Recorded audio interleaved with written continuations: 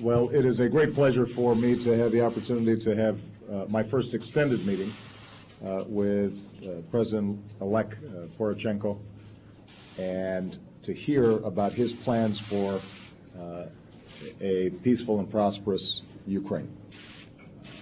Obviously, Ukraine has gone through a very challenging time, and what we have seen has been a incredible outpouring of democracy in the face of actions by Russia, as well as armed militias in certain portions of the East that violate international law, violate sovereignty, and have spurred great violence. Despite all that, what the Ukrainians said in the election that resulted in President-elect Poroshenko's inauguration on Saturday is that they reject that past. They reject violence, they reject corruption, and what they are interested in is the opportunity for Ukrainians to make their own decisions about their own future, a future in which if people work hard, if they are willing to educate themselves and apply themselves, that they can succeed. And that they can choose their own representatives, and that those representatives will look out for their interests and not the interests of only those in power.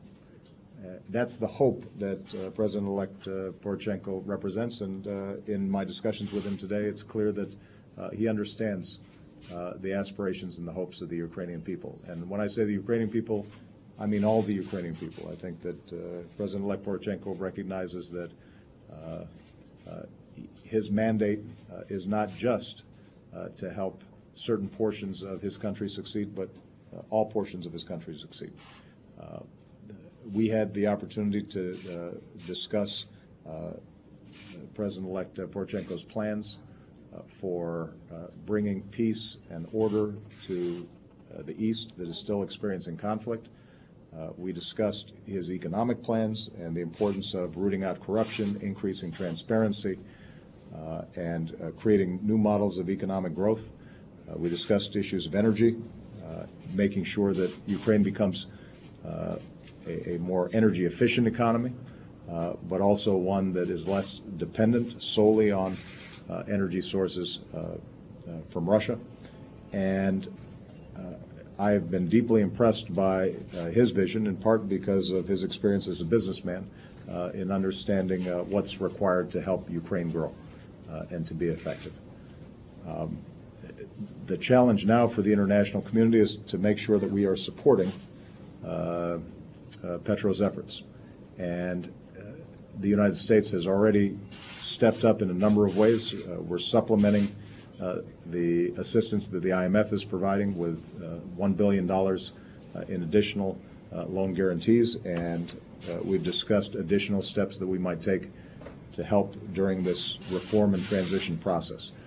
We've discussed additional steps that we can take to help train and professionalize the Ukrainian law enforcement and military so they can deal with some of the challenges that are still taking place in certain portions of the country. In fact, today we announced some additional non-lethal assistance that we can provide, things like night vision goggles that will help a professional Ukrainian military force do its job. And finally, we discussed how in my meetings today with the G7 and tomorrow with the G7, as well as conversations that I'm having with other European leaders, it's important for the international community to stand solidly behind the efforts of Petro to broker with the Russians a process whereby Russia no longer is financing or supporting or arming separatists on Ukraine's sovereign territory. And that a unified international community that is clear that that is a violation of international law and that is willing to back up those principles with consequences for Russia should Mr. Putin not seize this opportunity to develop a lawful and better relationship with his neighbors. that has to be part of our mission over the next several days. So I'm excited about the opportunities. I think that the Ukrainian people made a wise selection in somebody who has the ability to lead them through this difficult period. And the United States is absolutely committed to standing behind the Ukrainian people and their aspirations, not just in the coming days and weeks, but in the coming years, because we're confident that Ukraine can, in fact, be a thriving, vital democracy that has strong relationships with Europe and has strong relationships with Russia. But that can only happen if we stand clearly behind them during this difficult time. So thank you so much for taking the time to meet. Thank you. Thank you.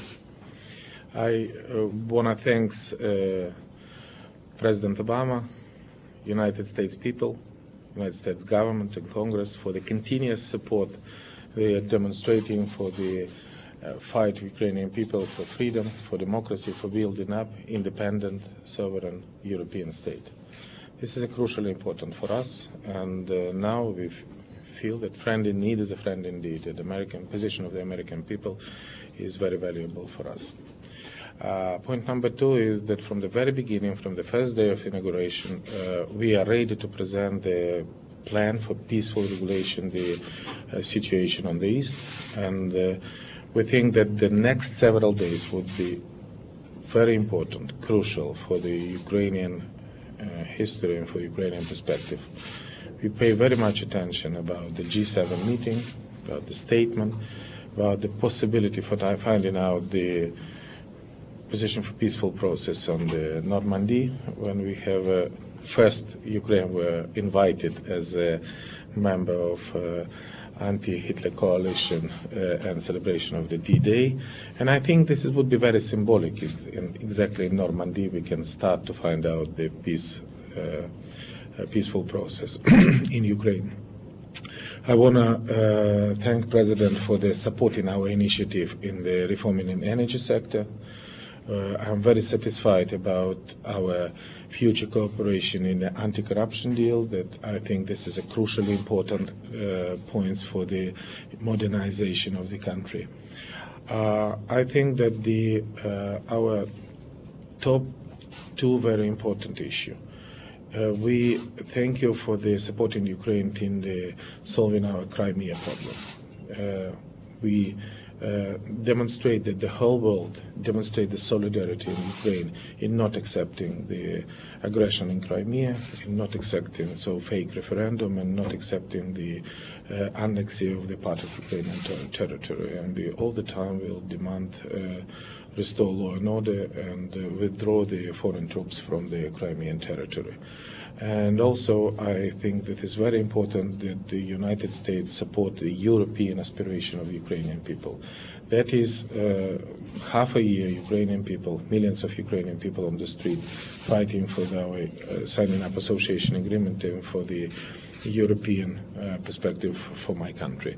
And I think that the modernization of the country, providing the reform of the creating the good investment climate, building up the independent court system, providing the energy efficiency and energy diversification helps Ukrainian people to receive maybe a membership perspective for the European Union in a very near future after successful program for the modernization with the strong assistance of the United States of America. I thank you very much for that, and I think this was very fruitful and effective negotiation. Good. Thank you, Martin. Thank you.